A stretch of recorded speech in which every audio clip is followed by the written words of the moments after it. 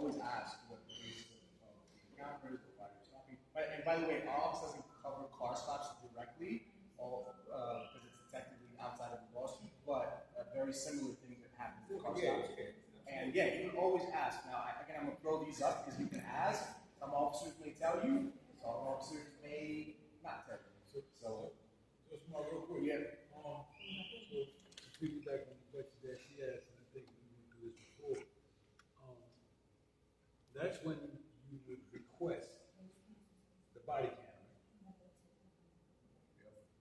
Correct, right? Yeah. Like before anything. We have one on. Is it on? Questions like that. And we're going to get to the body cams too. I know there's another question, but let me get out of level 2, level 3, and I'll come right back to you. Officer asks you a question, you do not want to answer, you exercise the right to remain silent. By remaining silent, I'm not going to answer your question. So this is all level 1, level 2 so far, and as I point out, sometimes there's a little bit of merging between these, so there may be some gray right in between. And again, officer's not going to tell you. Next slide, Erica. Okay, level 3. And we got in there stops. This can be a stop now. This can be a Terry stop now, level 3. So we went from the word encounters to stops. Mainly, one of the easiest ways to think about it is you're not free to leave, right? You can ask if you're free to leave, but if they say you're not free to leave, that's what we're talking about, stop, right? That's why the distinction of the words. So during the level 3, an officer may stop and make it clear you're not free to leave. The officer then might proceed to take further actions, such as questioning or frisking. So the terms stop and frisk, by the way, it's important to know, you don't have to be frisked just because they may frisk you, and there's a specific reason for why they would frisk you. The reason being they have to think that you're armed and dangerous. You're armed. But they have to think you have a weapon. Not just a firearm, obviously, but it could be another weapon. So even if you're stopped at level 3, but there's no, like, let's say there's a different crime that has nothing to do with a weapon, and they don't suspect you have a weapon, they can't frisk you. So stop, and sometimes people say stop and maybe frisk, because not every level 3 stop has to have a frisk. They may frisk you, but only if they suspect they have a weapon on. So they may say something like, the man had an L shape in his pocket, and that's why it frisked him, like a firearm. But they have to be able to articulate that. Okay? So to initiate a level 3 encounter, the officer must have a reasonable suspicion you're committed or about to commit a felony or misdemeanor in the law. An officer may ask you for ID, again like before, but you're not required to provide it. Our office recommends you have ID, which makes it easier for yourself. The officer may ask you to remove your hand from your pocket, keep your hands in view, again, similar to level 1 and 2. An officer reasonably believes you to be armed and dangerous, they can frisk your outer clothing to feel for weapons. Just because the officer has a reasonable suspicion required to make sure to stop does not mean they can frisk you. So again, it has to be the weapon part of it in order for the frisk. So they can't frisk you for contraband or drugs, for example, right? They may find contraband or drugs, but they're not supposed to frisk for those reasons. During a frisk, if an officer feels an object that originally could be a weapon, the officer can reach into your pocket or clothing to evaluate the object. Things you can do, you can ask if you are under arrest or free to leave. Am I free to leave? If they tell you yes, walk away. Do not run away. This is also important. Do not run away. Running escalates level. So if you were stopped at a level 2, right? And you're like, all right, you're free to leave. Can I just, Usain Bolt it down the street? That's going to elevate it to a level 3. So don't run away. Okay? Officer will tell you that you are not free to leave when you are not under arrest. You can tell the officer you would like to remain silent if you want to answer the officer's questions. Okay? So that's level 3 Terry stops. These are the levels of stops that are being counted in the data that Senator Ramos was explaining earlier. Queens, 115, 110th, I think, or 115th precinct. Again, combined 180 stops since 2002. By the way, I should also frame this. There's a lot less. There were 17,000 stops last year, which is double what they were in 2021. However, compare this to about 10, 11 years ago during the height of stop and frisk, it's much less. There were 685,000, I think, in 2011 as well. So it is much, and these are reported stops, I should say. Reported stops. So I'm always going to frame that this is reported stops. So there has been, the monitor, by the way, has released reports where they have said there's underreporting too. So I'm going to throw that out there as well. But in terms of reported stops, there's double what there was a couple of years ago, but it is less overall than what we saw about 10, 11, 12 years ago. Okay? Any questions on level 3? You have questions? It's more like a comment. So a lot of people don't. I think a lot of people don't know about the CCRB. Yep. And I think a lot of people don't know about the Right to Know Act. Yep. I think if people knew more about that, it would cut down on the stop We're going to and get to the right frisk. to know act. We're going to talk about body cams and the right to know act just after this. But my thing is when you ask for the ID, they just show you the badge, and they don't want to give you the card. We'll talk about what the right to know act says. John? Good luck. Sorry, is the relevant that explain the difference between, say, a search and a frisk? Yes, those searches can be like they go in my pockets, right? In my pockets. That can be a search. It can also be a search of something that I have, like a bag, a purse, anything that's not readily available to them right away, where they can see it or grab it right away. So bags, but also your pockets. Those are considered searches. And I also learned that if you have sometimes in the winter, if you have a big a bubble coat, they can't pull it up and just look for stuff too. That I learned too. I did not know. That's also considered a search. So they can only frisk, and they can only have a search you. Now, on level 1, 2, and 3, they can only search you with your consent. And that was, I think, part of the Right to Know Act as well too. Or I think the Right to Know Act made sure that they had to tell you that they could say no. Yeah. You could always have said no, but a lot of people didn't know that they could say no to an officer. So yeah. All right, next slide, everyone. We'll get into. Keep going. Yes. Okay, stop right there. One more forward. There you go. All right, we'll talk about body cameras. All police officers, detectives, sergeants, lieutenants, regular sergeant, I mean, that's not blanked out, that's just a shadow over there. Almost all cops are required to wear body cams. Okay? So you guys see body cams? They're about this size, right? They're black, and they have a little light on top because it's always on. When an officer, we'll talk about it. So first, before we talk about how it works, all uses of force, all arrests, summonses, all interactions with people suspected of criminal activity, all searches of personal property, any call to a crime in progress, some investigative action, which is kind of what we're talking about, some encounter, and any interaction and emotionally disturbed people. And they cannot record certain sensitive encounters, such as speaking with an informant, a sex crime victim, or conducting a strip search. But other than those scenarios, this should be. So if an officer, if you ask an officer, hey, do you know what time it is? And they start talking, start the conversation, that's not grounds for body cam to go on. But if they engage you, level 1, level 2, level 3, arrest, summons, all the things that we're talking about here, body cams can go on. Okay? If they're not on, you can ask an officer to turn them off. A lot of the reason the body cams came to fruition is because there was always discrepancies about what was going on, right? Like he said, kind of deal. So body cams have, people wanted body cams in order to have that evidence of what's actually happening in the interaction, right? I will just note, body cams are not easily accessible.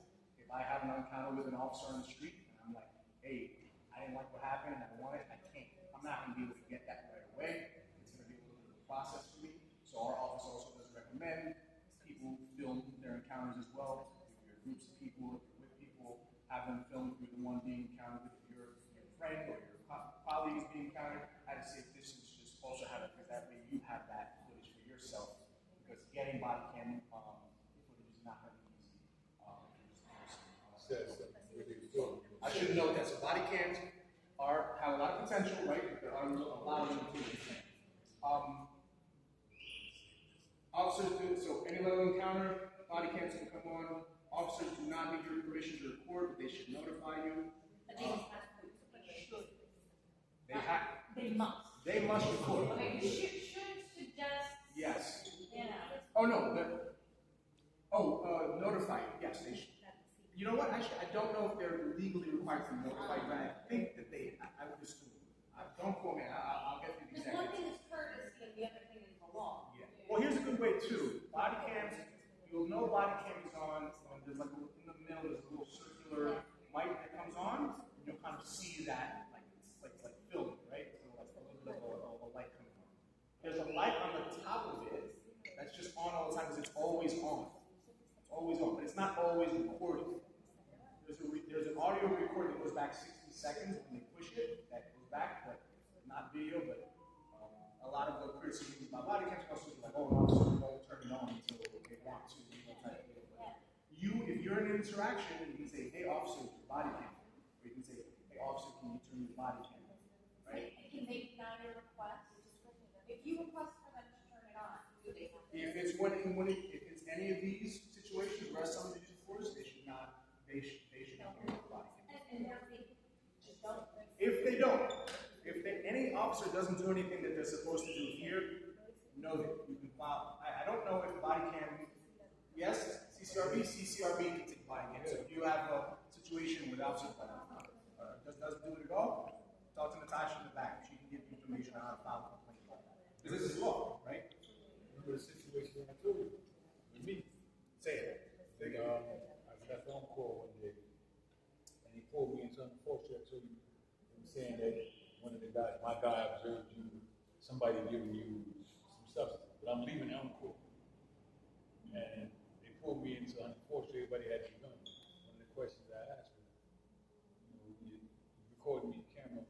He's like, listen, I ain't answering the question. I asked for name, badge number. The only thing I got from him was he threw my wallet back at me and he hit me in the chest. They got back in the car, so what I did was I took pictures of the license plate on the truck, filed my complaint. On the car, I filed my complaint because everyone is assigned to a vehicle. That's how I did it. They're supposed to let you know that they're supposed to, when you request to have that camera, they're supposed to put it on. They're supposed to put it on. And what happened when I see something, now everybody is taking the cell phone and trying to free, and they are saying, don't do that. That's another thing I want But to they say. right to still. At a safe distance. At a safe distance, though. And Joe Smart, you said it. Yeah, we It talked has a to little be bit a about safe this. distance. Safe distance, there's no specific like yards or feet, right? Safe distance, if an officer asks you to step back, you should step back. What we don't recommend is for you to be like in the interaction, right? If there's an arrest going down, be like, oh, like that. That's definitely gonna be like, hey, get back. Some officers we've seen on videos will try to obstruct you from filming. Oh, yeah. We've seen that on videos. Yeah, you have a right to record, and I think several police commissioners have written memos to the force saying the public has a right to record. You have a right to record. If you're interfering in the arrest, they'll say you're interfering in the, whatever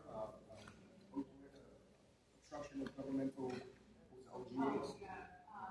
Obstruction of governmental. Yeah, they'll charge you with something.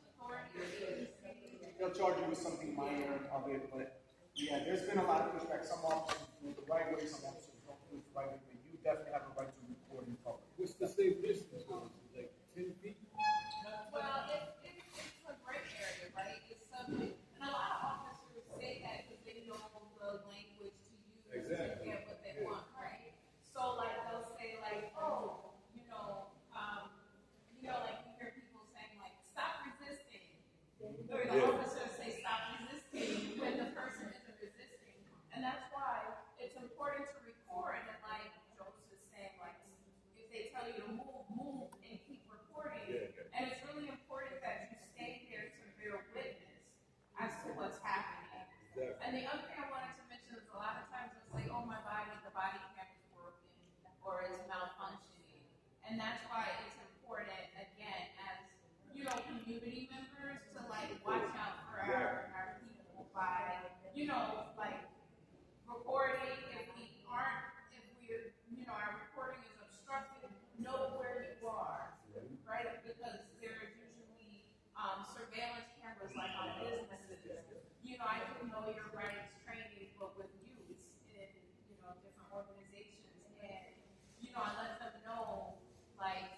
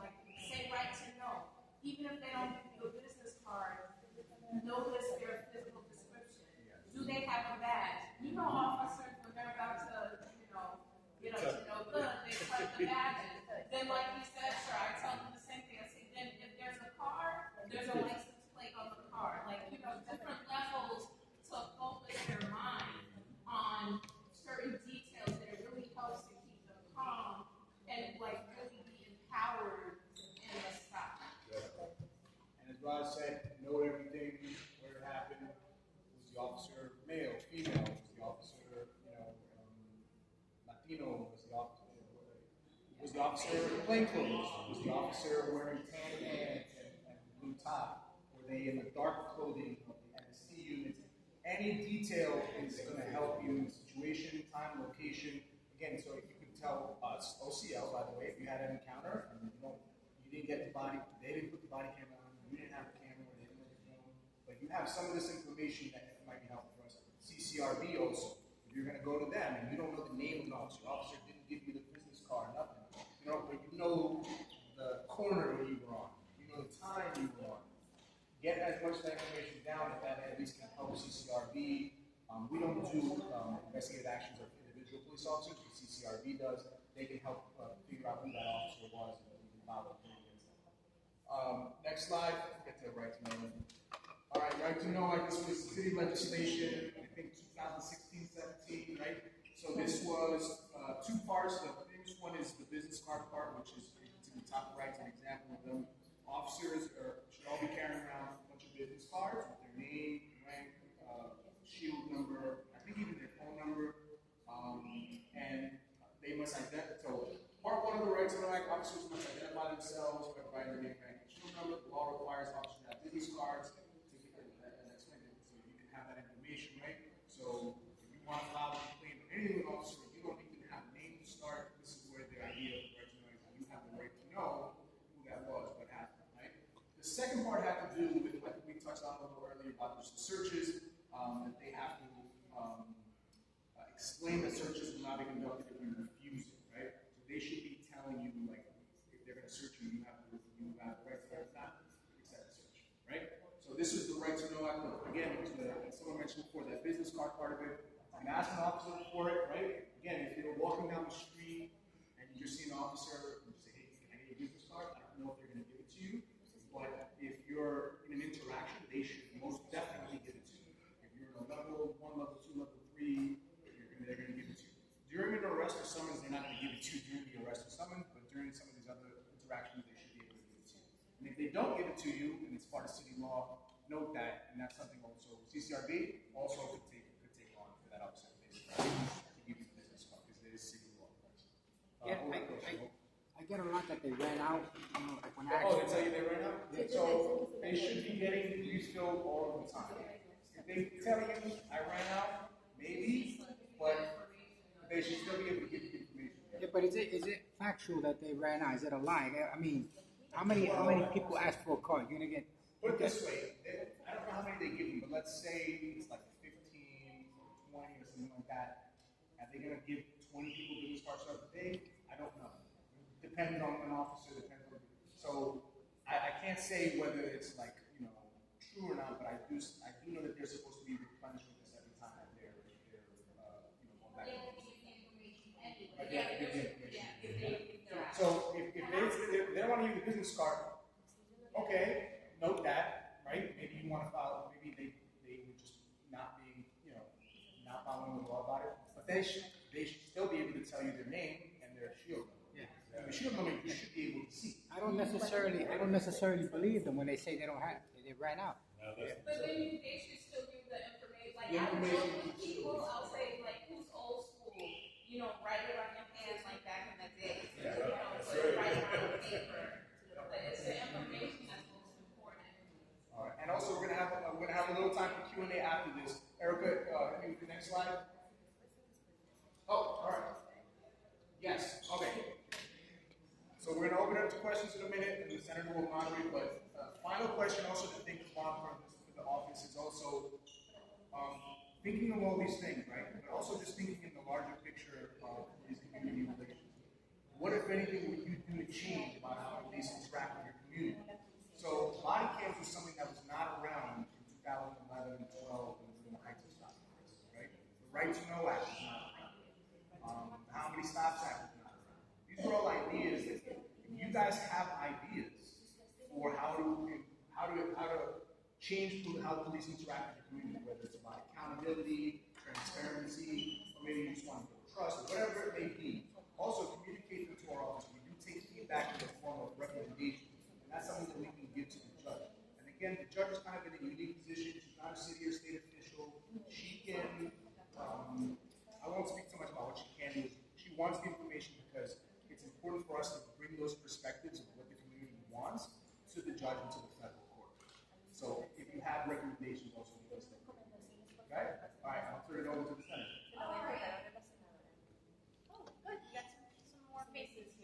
So I think right now we're going to open it up to Q&A, and if it's okay, I want anybody who hasn't asked the question already to ask. And I think, Josmar, you should just stay up here because you're going to be answering the questions. Don't go nowhere. Anybody have any questions so far? I know, some folks arrived a little late. We were discussing level 1, level 2, and level 3 encounters and stops and what that means. Basically, to start off, quick little review. Yeah. Level 1, lowest level of suspicion, right? There is an encounter with a police officer. It's a detention encounter. You can walk away, right? You're not required to stay there. A lot of ways. Also, we sometimes explain this. Also, sometimes somebody asks, "How will I know?" Sometimes the kind of questions will also give away. Level 1, officers sometimes use non-accusatory questions, right? They're not confusing you. So maybe something like, "Hey, did you see what was going on over here? Did you see somebody on the street?" Where you won't feel like you're being accused, right? That's a good indication you're at that level 1. Level 2, there's credible reason, right, for suspicion. Officer, you can still, you're still free to walk away, but you're not necessarily going to feel a non-accusatory question. You may feel something like, "Hey, if you live here, what are you guys doing over here?" You may feel a little more accusatory to the question. That's some way, a little bit more like you feel like, "Hey, it's on me," type of thing. That's how we also use it to describe it. Sometimes you'll get a sense of it in the questions, and the types of questions, and the tone of the question. And then level 3 is a Terry stop, right? And this is where you can be not free to leave, and this is more of a traditional Terry stop, stop and frisk in the way that most fighters has. That's a good recap. Anybody have questions?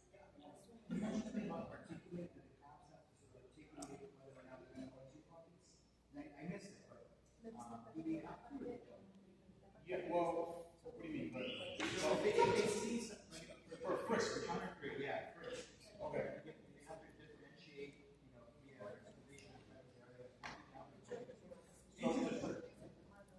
above pants or above the clothing is Frisk. What I was saying about articulating was, so a frisk has to happen if they believe you to be armed, right? So it can't be like you're just suspected of a crime, but there's no suspicion of you being armed. So what I was saying is they should be able to say, articulate in a stop report, gentleman had an L-shaped bulge in his right pocket, right? And that's the reason I did the frisk. The reason why it's important for them to articulate in their reporting is so they can't just say, "I just felt frisking him," or, But what about that for women who we may not have pockets where you see an L-shaped bulge? Yep. So, because I have said that, I'll say this because I was 20 when I was stopped for someone well grabbed me and 70. And it was summer. We were wearing short dresses. My girlfriend and I were a little off in the morning, but there was no reason, and they still stopped and frisked us. Well, so what would the... Well, I guess what's the female version of that suspicion? If a guy, if they see the L on a guy, but we might not be wearing pants with pockets that way. Yeah. It should be no different from male or female, right? It shouldn't be. I would say, when was this? A while back? That was like 2004. All right. The way the policing was done back in our day was a little different. The stop and frisk were becoming very, very loose, and so it's a little bit different now when they're supposed to articulate such stuff. So I find that like in that example,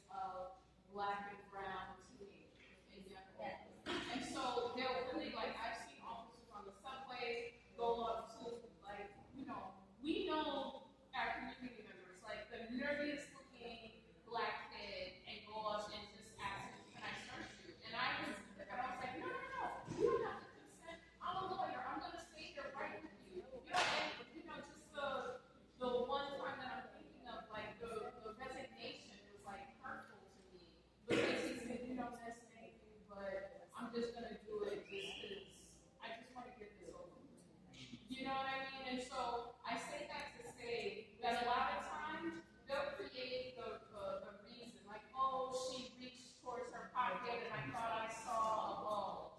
Or, you know what I mean? So I just feel like you can kind of get a sense that they're going to search you or stop you. And you will search your rights, so you let them know if you mention, like, right to know. Then they know, like, okay, this isn't your average teenager, you know?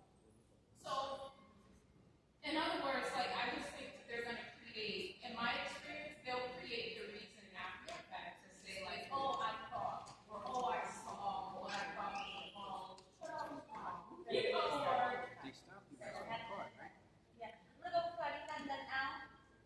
I want to say in the same and in different way, because our community, they are always who cares about the police. And they are stopping them. They are really, really afraid that they will be taken to the prison and everything. And I remember, because I have worked now for almost 20 years and we learned the coalition, giving information to the community. But now we have new migrants. And I really think that the important part now is to let them know the new migrants what are the rights that they have. Because we are not sharing the information, they don't know. And only the idea that one police officer is stuck to them, for them is I am now arrested and I cannot do nothing.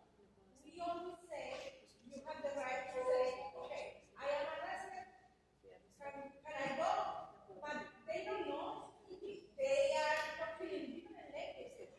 And sometimes they are confused. And they are running because they confused. And sometimes it's not all the clear. You say that is the change for one level 1 to level 2 to 3. And we are not educating our communities, the new migrants, and some of the old migrants that never had this kind of things like that. We need to do something. Because if not, our community will continue being part of this. And now, even the community is I really think that we are, in this moment, our community is having so different point of view. They are part of the community that they don't have any problem with the immigrants, but they are another part that they are thinking that the criminality and everything is because of the immigrants. It's because they are coming here. It's because we are letting them. And it's another community. And that's why they are not helping them. They are sometimes okay, I think that he was the one that was doing that. I think that this is really important and we have to share with you. I know it's several times, and this is the majority of the call. Saying is what she said. How do we deal with that? Because if I don't give in to searching my car, I'm like a shot. And if they already said they have a reason for the car, looks like another car, which is what I was told. My daughter sitting there saying, Daddy just let him do what he can do. My daughter said, wow. And I have to step out my car, why you search my car? Because you thought my car was someone else's car. Right? How am I going to do it? How am I going to do it? Knowing there's nothing in my car, knowing you're making this up. And I'm sitting with my daughter, but if I don't give in, I either get arrested, waste my time, and I'm easy home with my kid. But now I'm in my car with my kid, and I'm arrested. Somebody got to pick up. How do we do it? So we have to give in. We just give in. How do we do it? Yeah, I think me personally, I've been in those situations with car stops again. Our office doesn't cover car stops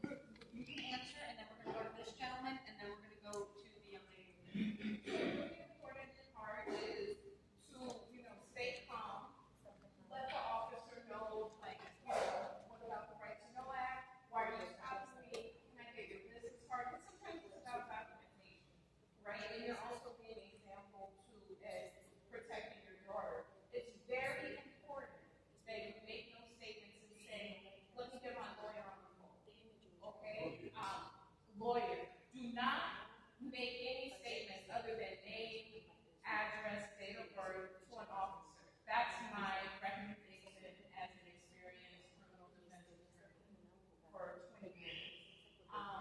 You know, when you say certain things, they'll know. Okay, he's saying right to know act. He's being very articulate. He's asking me for my business card. You know, he's mentioning a lawyer. You know, you're affiliated with Life Camp, right? I got many calls of people like in the process of an arrest, and they put me on FaceTime, so I was able to speak to the officer or the sergeant on the scene to make sure everything went smoothly. And in most instances, it resulted in a person like not getting arrested. But even if there is an actual arrest, it helps to make sure that you have a witness there. You have an attorney there representing you. Don't think you can talk your way out of an arrest. Please don't do that. Because you could be talking your way into a RICO charge, you could be talking unwittingly. Not that you've done anything wrong, but you could be connecting dots that you don't even know exist. And that's, so you just want to be mindful of requesting an attorney. Okay? And with Life Camp, like they have our information, right? There's a 24/7 hotline that the Community Justice Unit of the Legal Aid Society has, where we get calls to invoke right to counsel. If the officers are outside of the door executing a search warrant, I've done one of those calls at midnight, and it shifted the dynamic. Before I got the call, they were talking about going in, breaking down the door, shooting the dogs. When I was on the phone, they didn't like it. They weren't terribly polite. They were very professional, but we were able to get someone out to the scene and have the person, walk the person out to the surrender, and no one in the household was injured, no animals were injured. So these are just things to keep in mind, request an attorney.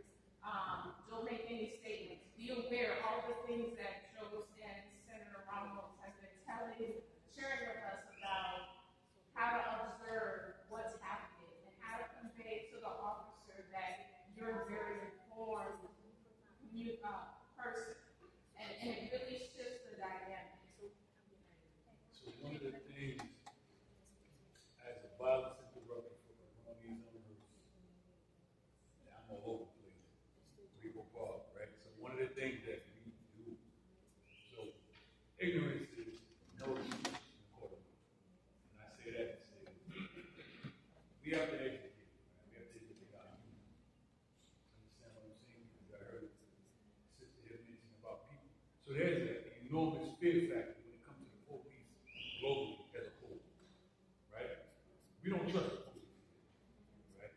Then on top of that, we have our youth, our precious ones running around here, and they're, some are just doing them and being who they are, others are engaging in things, and they're ignorant to the laws and so on and so forth, right? So we have to educate these young people when it comes to knowing their rights, because Joe Smart, we did a session, a forum at Elmco, and one of the kids said, "I'm a runner." He was serious, joking, but he was serious. That you can never do. The last thing you want to do is give a cop your back. The last thing you want to do is give a cop who's trigger happy your back. Right? You have to know your rights as an individual. And our kids, they're still, growing into young women and young men. And they're naive to, like, one of the things that they're really naive to is the law. They're naive to their rights. So I'm big on educating. I educate them, with the systems from Joe Small, know your rights to deal with the police. Know your rights as an individual. I urge them, encourage them, pick up a law journal just to see what's in there, right? Because we take it